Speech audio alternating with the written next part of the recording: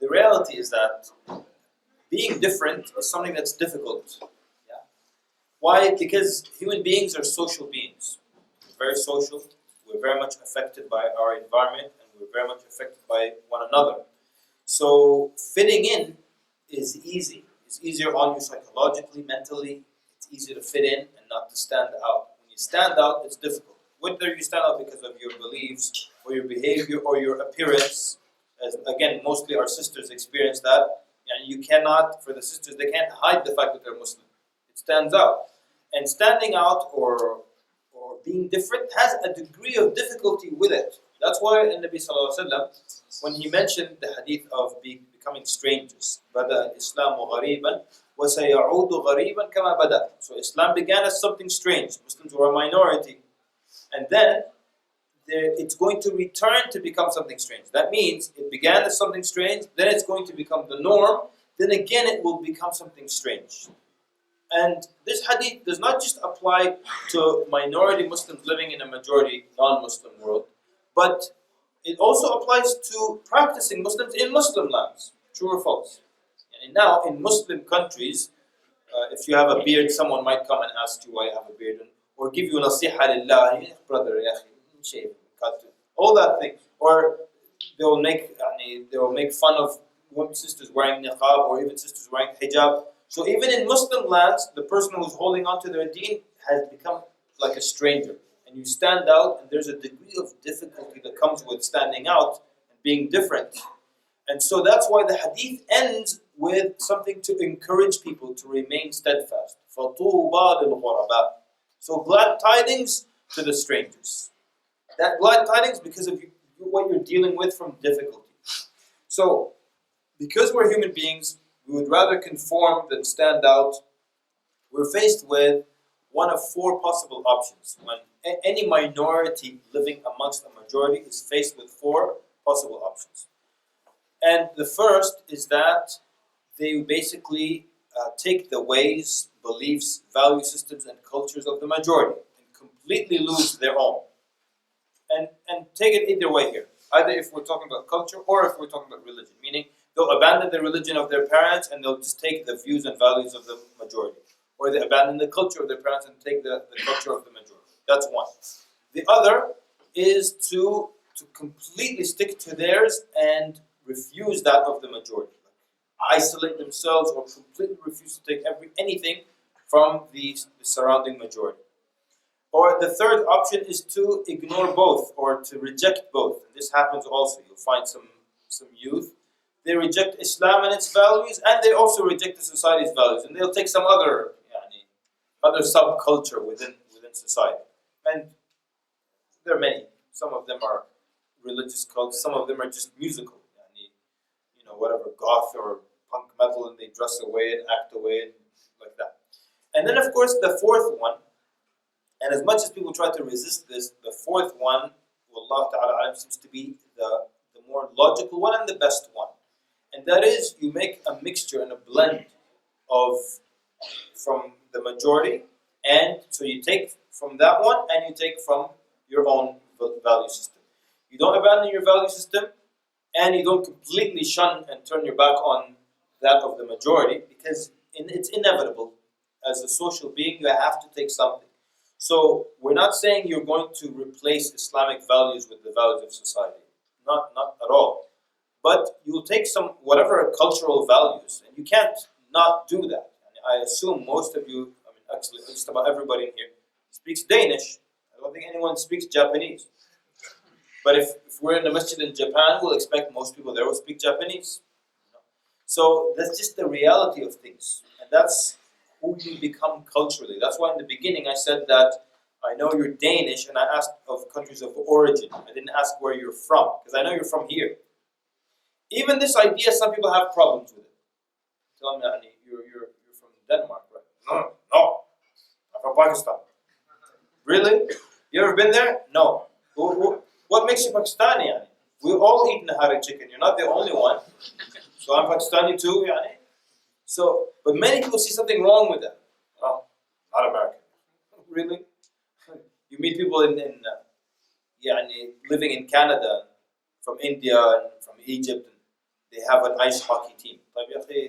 Just by having an ice hockey team, you can't be Indian anymore. Which Indian likes ice hockey? You're Canadian. Don't try to deny it or anything. So, but people always make it look like it's like some kind of crime. But and we were talking about this last night with Shaykh over dinner, and we were talking about how people get attached to things. Like he asked about Faxakundi, right? He said, "I've never tried it before," and I told him, and I'm sorry, I told him it's like diluted 7-Up or Sprite. It's like 7-Up, but a little lighter than that. And he tried it, and he said, "You're right." And then the Danish brothers in the table said, "No, it's better than that." And why? Because there's some kind of pride in this. This is our local drink here, right? So, because you're Danish, that's why you're defending Faxakundi and all that. You go to Ireland, and the first thing they told you have to try Iron Brew, the drink they have there. And they're proud of that also. And the Sheikh was saying in Germany, the brothers were talking about how German products are the best and German engineering is the best. Because realistically, they're German. That's where they're from. And it's hard to try to link someone to a place that they haven't lived and they're completely different culturally. Most of you, if you went to visit the country where your parents were maybe born and raised, you would be an outsider and a stranger. One time and I'm originally from Sudan. So this is 3-4 years ago. I'm taking the taxi in Sudan. I was taking the taxi to the airport because I'm going back to America. And I had stayed for a while, and without really thinking of it, I told the cab driver that I've been here a while and now it's time to go back home. He became so offended, and he kept telling me, "This is your home, and don't you forget that this is your home. You are from here." I'm like, okay, you can't really tell a man where his home is. My children are in America, my parents are in America, my brothers and sisters are in America, my wife is in America, my other wife is in America. I mean, I'm kidding. This might end up on YouTube. Sorry, honey. You know? So that's the truth. Now, here's what happens. The minority group tends to want to take the ways of the majority. And not only that, they start to question their own values in light of the values of the majority. Understand? That's just how the world works. Especially if the majority is also from the dominant nations. The dominant nation has an effect on the weaker nations. Yani when Islam was dominant historically, in Spain for example, young Spanish youth who were not Muslim would dress and act like the Muslims. And I would imagine them with a turban and miswak, and they're not even Muslim. And rich, upper-class, educated non-Muslims in Spain, to show that they're rich, upper-class, and educated, they have their children study in Arabic. Now when you go to a Muslim, let's say an Arab country, go to an Arab country now, and the upper class and the wealthy, their children go to study in what language? Study in English. Because, I mean, it's true, it's the language of science, it's also the dominant language, right? And there was a time when Islam was the dominant language, and so you had people teaching their children Arabic and having them study in Arabic. That's just how it works. That's what I'm trying to say. That's how it works. Even in some of the parts of the world, you find old buildings, and the inscription in the building will be in Arabic, because the very old buildings. It was a dominant language at the time.